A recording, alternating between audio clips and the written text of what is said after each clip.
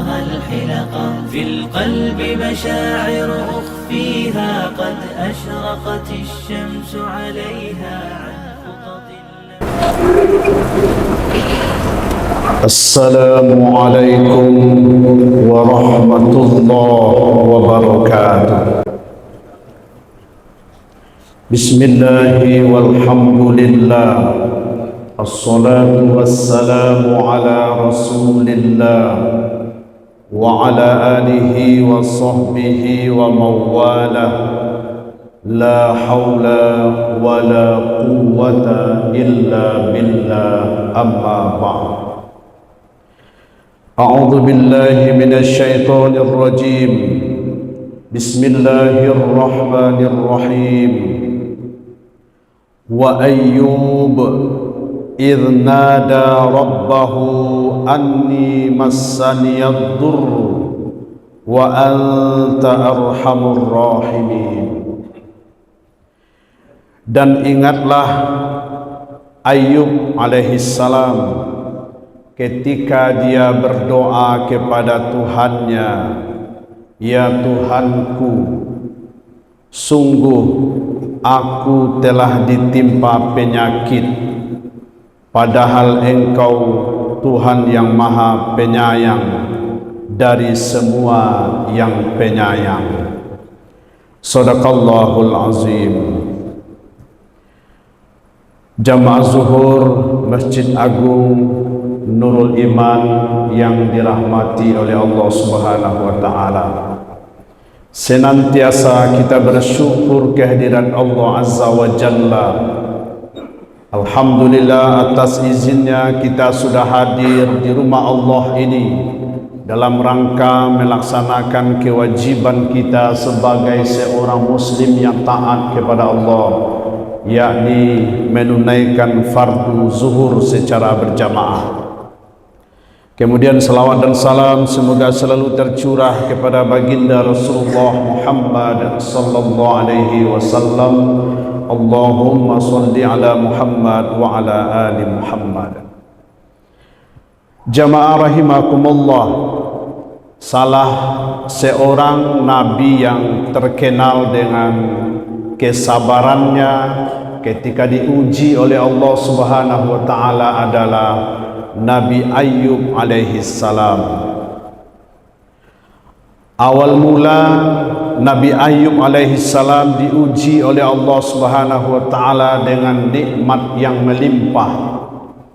Hartanya banyak, kebun-kebunnya luas, hewan ternaknya tak terhitung, anaknya pun banyak. Semua kenikmatan dunia Allah berikan kepada Nabi Ayub alaihissalam. Namun kekayaan yang dimiliki oleh Nabi Ayub alaihissalam tidak membuat dia lupa diri dan lupa daratan. Nabi Ayub alaihissalam tetap tunduk dan patuh kepada Allah Subhanahu wa taala. Tak pernah lalai dalam beribadah kepada Allah Subhanahu wa taala. Kemudian Allah Subhanahu wa taala juga memberikan ujian berupa musibah kepada Nabi Ayub alaihissalam. Ujian keburukan, yakni seluruh harta kekayaan yang dimiliki oleh Nabi Ayub alaihissalam habis seketika. Kebun-kebun yang luas habis, hewan ternak punah, anak yang 12 orang awalnya pun meninggal dunia. Tidak sampai di situ, bahkan Nabi Ayub alaihissalam diberikan penyakit oleh Allah Subhanahu wa taala dengan penyakit yang menjijikkan.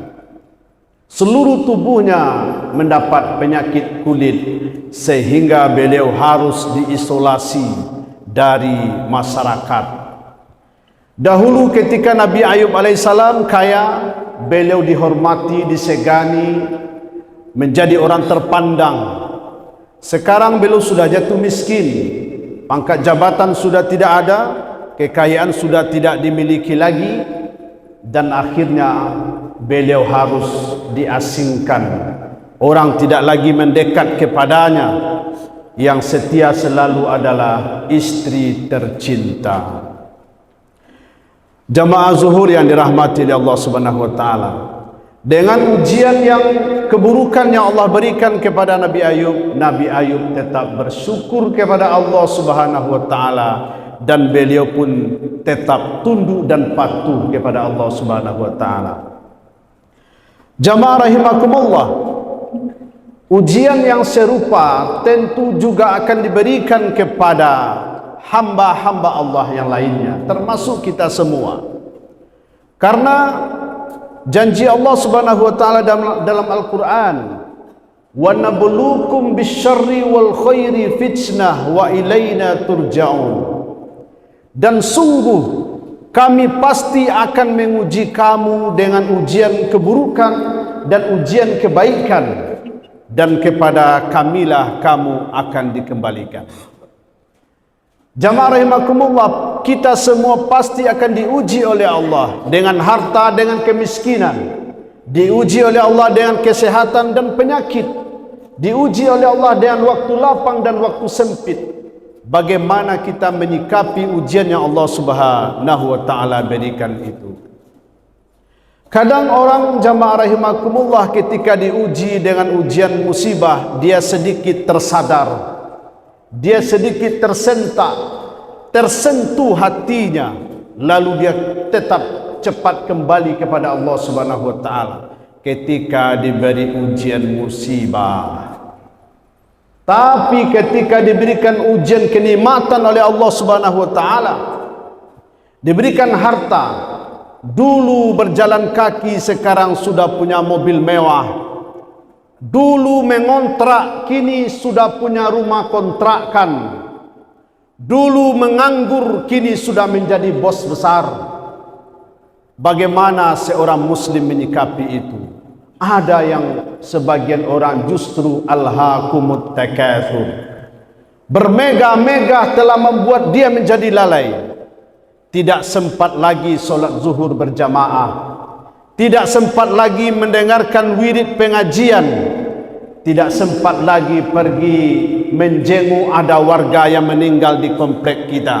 Selalu sibuk dan sibuk keluar daerah sampai pensiun, bahkan setelah pensiun pun mencari kesibukan, mencaleg atau segala macamnya, sibuk dengan urusan dunia. Banyak orang yang ketika miskin dia kenal dengan Allah, ketika miskin belum punya apa-apa, doanya luar biasa sampai meneteskan air mata. Ya Allah, ya Allah, ya Allah, berilah saya kekayaan, saya akan bantu anak yatim, saya akan bantu fakir miskin, saya akan taat beribadah ketika miskin. Lalu ketika semuanya sudah diberikan oleh Allah Subhanahu wa taala, banyak yang manusia di sini tak lulus melewati ujian kenikmatan yang Allah berikan. Ujian kenikmatan dan ujian musibah Allah Subhanahu wa taala berikan kepada Nabi Ayub, dan Nabi Ayub melewati ujian itu dengan sempurna. Akhirnya Nabi Ayub alaihissalam kembali sehat seperti sedia kala, dan Allah kembalikan harta kekayaannya, dan Allah beri keturunan 2 kali lipat dari sebelumnya. Jika sebelumnya meninggal 12 orang, sekarang ditambah 24 orang anak keturunannya. Jamaah zuhur yang dirahmati oleh Allah, kita pasti akan melewati ujian itu, ujian yang baik dan ujian yang buruk. Maka jamaah rahimakumullah, selalulah bersyukur kepada Allah Subhanahu wa taala dikala ada, dikala kaya, dan dikala tidak ada atau dikala miskin. Milikilah jiwa yang selalu bersyukur kepada Allah Subhanahu wa taala, karena sesungguhnya apa yang kita miliki hari ini semuanya dari Allah, tidak ada dari yang lain. Harta kekayaan yang kita punya hari ini bukan karena hebatnya kita berbisnis, bukan karena pandainya kita mengumpulkan harta, tapi Allah lah yang memberikan semua itu. Gelar akademik yang kita sandang S1, S2, S3 sampai profesor, doktor bukan karena rajin kuliah, tapi Allah lah yang memberikan itu semua kepada kita. Maka bagaimana kita menjadi pribadi-pribadi yang bersyukur kepada Allah Subhanahu wa taala, sehingga Allah Subhanahu wa taala akan terus menambah-nambah nikmatnya. Ayat yang kita hafal semua, la in syakartum la azidannakum wa la in kafartum inna adzabi lasyadid. Jika kita bersyukur terhadap nikmat Allah, Allah akan tambah dan tambah. Tapi jika kita tidak bersyukur atau kufur, maka rasakanlah azab Allah Subhanahu wa taala itu amat pedih. Kemudian jamaah rahimakumullah, menyikapi ujian kehidupan yang Allah berikan, baik yang ujian berupa nikmat atau musibah, adalah sabarlah dalam menghadapi ujian yang Allah Subhanahu wa taala berikan. Bukan sabar dalam musibah saja. Selama ini kita memahami sabar itu ketika ada anggota keluarga kita meninggal, sabar. Tidak. Ketika diberikan harta kekayaan oleh Allah Subhanahu wa taala juga sabar. Sabar itu adalah menjadi pakaian bagi kita. Sabar itu sebuah kekuatan untuk menghadapi kenyataan hidup ini. Jadi bukan sabar itu hanya sekedar waktu ditimpa musibah. Beribadah juga sabar. Mendengar ceramah juga sabar. Penceramah juga sabar. Ada orang yang tidak tahan mendengar ceramah lama-lama, misalkan begitu. Dan penceramah juga harus sabar. Sabar kenapa? Didengar tak didengar oleh jamaah, tetap sabar, tetap berceramah.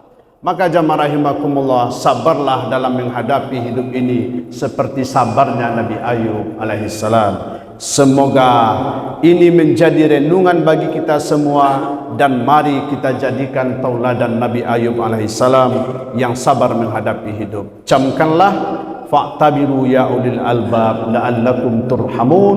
Assalamualaikum warahmatullahi wabarakatuh.